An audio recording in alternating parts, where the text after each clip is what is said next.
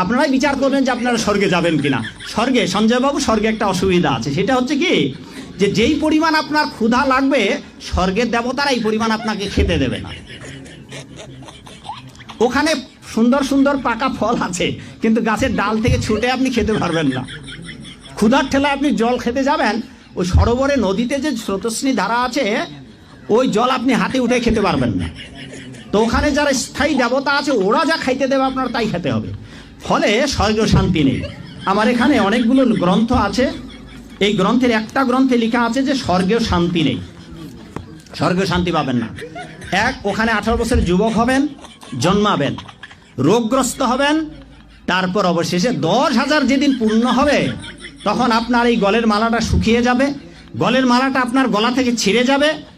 সঞ্জয় বাবু, দীপক বাবু 10,000 বছর পূর্ণ হলে আবার স্বর্গেতে মারা পড়বে। ওখানে 3 দশা, তার মানে যৌবন প্রাপ্ত হবেন, রোগগ্রস্ত হবেন, 10,000 বছর পূর্ণ হলে মরে যাবেন। এবার কয়বার মরলেন?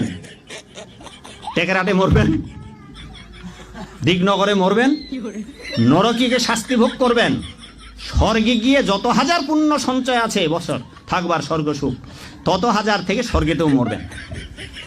এবার মরবার পরে কি করবেন? যেই রাস্তা দিয়ে স্বর্গে গিয়েছিলেন ওই রাস্তা দিয়ে আবার এই জগতে নামতে হবে। এই বর্ণনাগুলো, নামার বর্ণনাগুলো জন্মান্তরের বর্ণনা ভগবদ্গীতার 1ম থেকে 6ষ্ঠ অধ্যায়, পদ্মপুরাণের উত্তরখণ্ডে বিভিন্ন পুরাণাদিতে রয়েছে। এরপর আপনারা কিভাবে এই জগতে আসবেন ওই 5টি বস্তু নিয়ে। মন, আপনার মন আছে? সঞ্জয় বাবুর মন আছে? মন, বুদ্ধি, অহংকার, জীবাত্মা, পরমাত্মা, এই 5টি নিয়ে আবার সূক্ষ্ম দেহে এই পৃথিবীতে আসবেন। বায়ুতে ভেসে বেড়াবেন, বৃষ্টির তোড়ে, ঝড়ের হাওয়ায় নিচে নেমে আসবেন।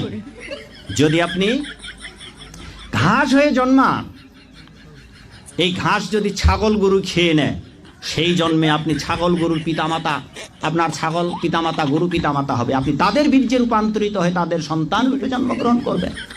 আপনার জীবাত্মা পরমাত্মা রূপী যেকে আশ্রয় করে আপনি আছেন সেইটা যদি নদীতে পড়ে, আর নদীতে পড়ে যদি কুমিরের পেটে ঢুকে পড়েন, সেই জন্মে আপনার পিতামাতা কুমির হয়ে জন্মান, কুমির, আপনি তাদের সন্তান। আপনি মাছের পেটে ঢুকেছেন, সেই জন্মে আপনার মাছ হয়ে জন্মাতে হবে। আপনি গাছ হয়ে জন্মিয়েছেন ভূপৃষ্ঠে পতিত হয়ে, প্রয়োজনে মানুষের আপনার গড়া কেটে টুকরা টুকরা করে আগুনে দাহ করবে, মানুষ ডাল কেটে নিয়ে যাবে, আপনি কিচ্ছু বলতে পারবেন না বাবা, বড় অসহায় হয়ে যাবে। আপনি পুকুরের মাছ হয়েছেন, জীবন্ত আপনার কই মাছ হয়ে জন্মিয়েছেন, আইস ছোলানো হবে, ছটফট ছটফট করবেন। যেই মা আপনাকে